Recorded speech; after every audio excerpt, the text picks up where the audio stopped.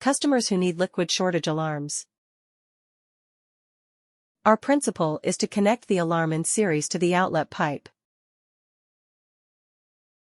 We can start with the liquid return pipe. The return pipe of the cold trap is here without the extension pipe.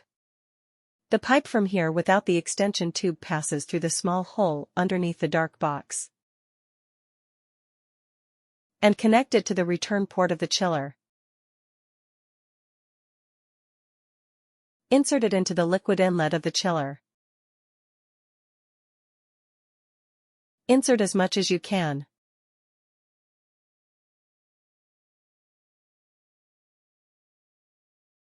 The other end is connected to the outlet of the liquid shortage alarm.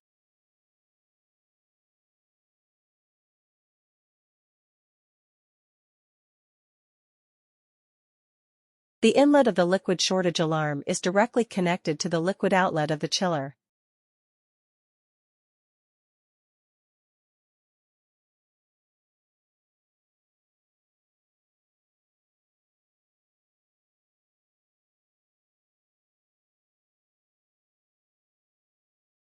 When we install it, we use metal clips to fix it.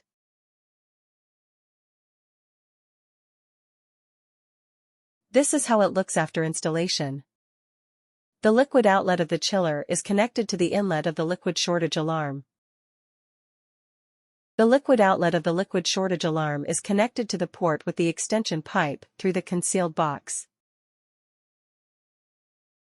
The port without extension tube is connected directly to the liquid return port of the chiller through the concealed box.